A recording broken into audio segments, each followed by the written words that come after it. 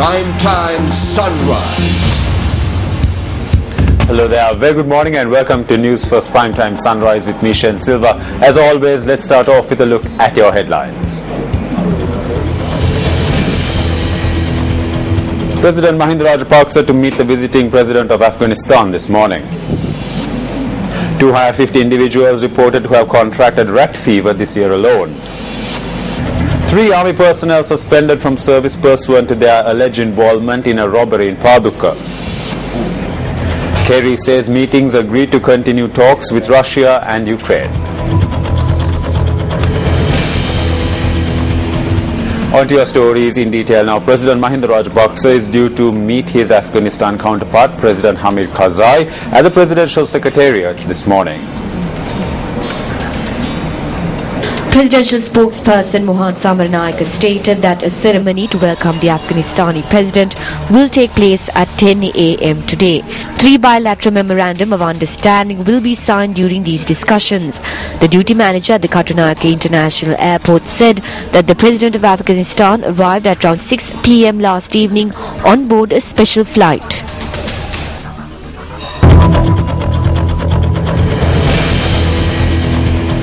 In Newsfirst, shootings have taken place outside the residences of the Commissioner General of the Excise Department, Wasantha Hapuarachi, in Pamunugama, and the OIC of the Special Investigations Unit at the Excise Department this morning. Police media spokesperson SSP Ajit Rohana said the group who carried out the shootings have not been identified. No injuries have been reported from the shootings.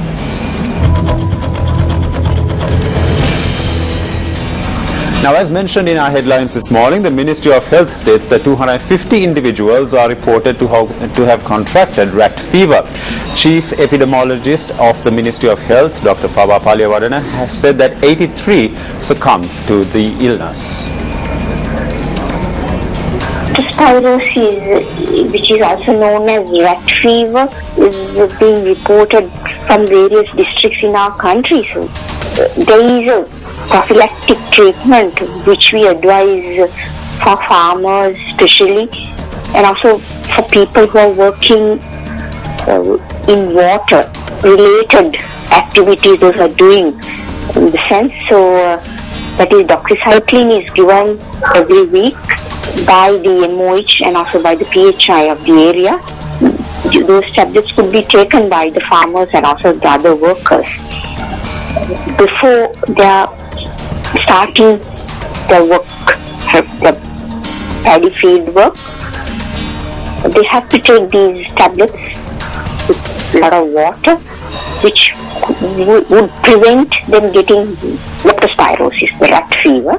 This disease is caused by a bacteria which is excreted in rat's urine, and then it can enter into the body through abraded skin. If the skin is abraded, these bacteria could be entering into the body and to the bloodstream and can cause high fever, very high fever, body aches and pains, and then red discoloration of the eyes, and occasionally they can get renal failure and die, and also myocarditis. So the complications are high, therefore they should get early treatment.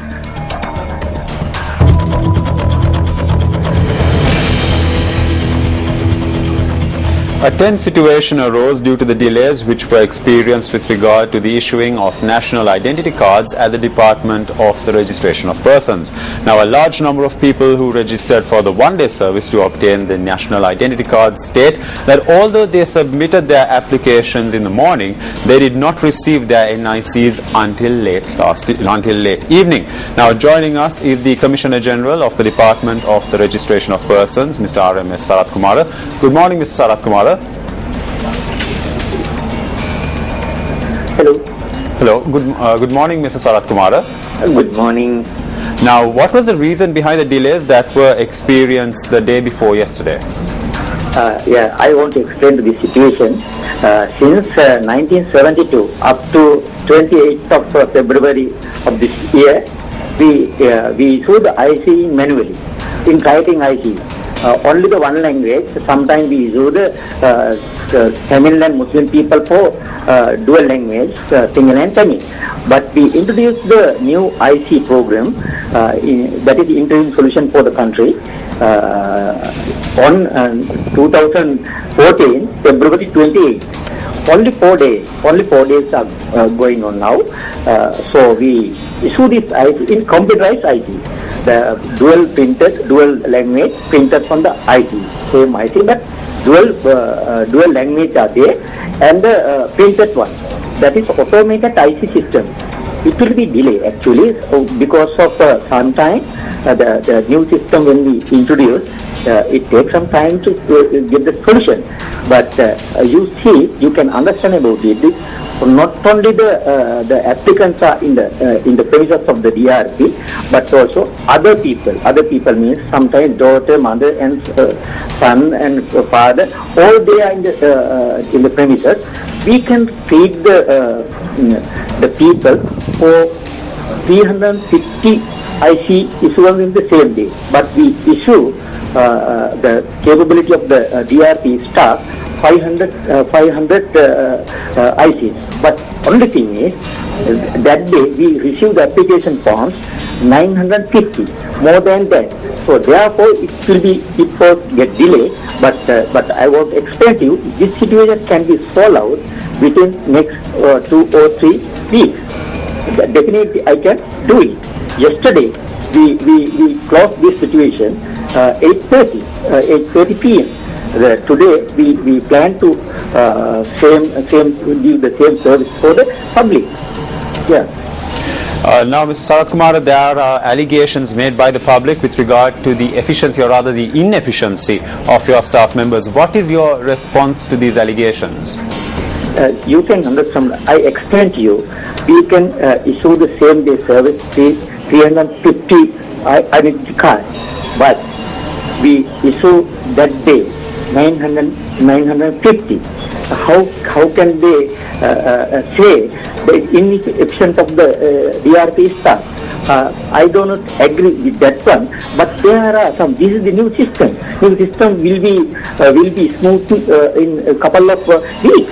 Within a couple of weeks, we can give the proper service to the people. But only thing is, I make a request to the public, especially A-level students. A-level students should obtain ID their age 16 years old. But now their age is 18 years old. Within this period, they never apply for the identity card. After 18 years, they apply identity card because of they have to sign their admission card. That is the thing. First of all, the public also should know about this situation, and they have to prepare their plan also get the IC. Okay. Mr. Sarath Kumar, thank you so much for joining us this morning.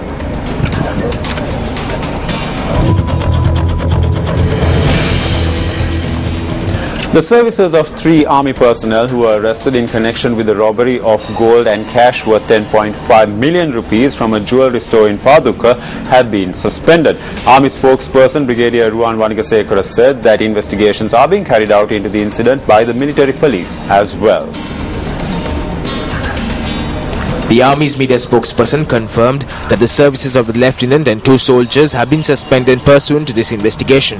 The 3 suspects were arrested by the Miryana Special Crimes Investigation Unit recently. The police said that the suspects are due to be produced in court.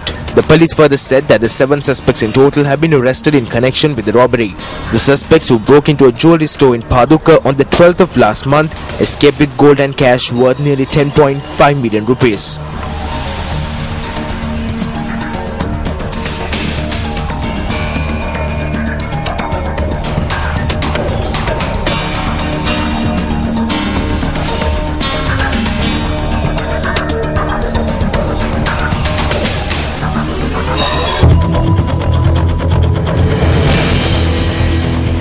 The Sri Lanka Bureau of Foreign Employment states that those who travel to Dubai for employment on tourist visas have had to face various difficulties. Speaking to Newsfirst media spokesperson of the Bureau, Mangala Ramdeniya, stated that Sri Lankans should refrain from travelling to Dubai for such purpose unless and until they have the required visa and other documentation in this regard.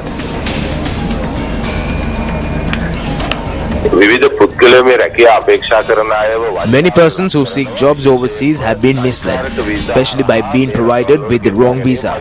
There are many overseas workers, especially in Dubai, who have been working for extensive periods of time, who try to attempt to provide employment to their loved ones by asking them to come through tourist visa and later offer them employment at their workplaces. This often leads to complications and both parties end up working without payment. Do not be fooled by such offers. As the relevant regulatory authority, we request the public not to attempt to work overseas unless they have a work visa and a valid contract of employment.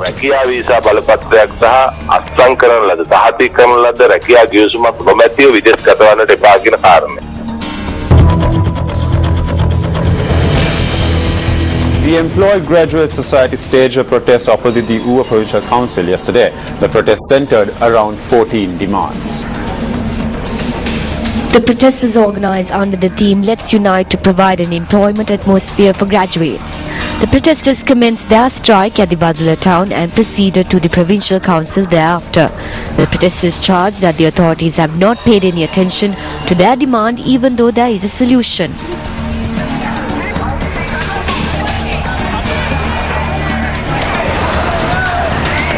There is no permanent solution that has been provided to the issues at hand.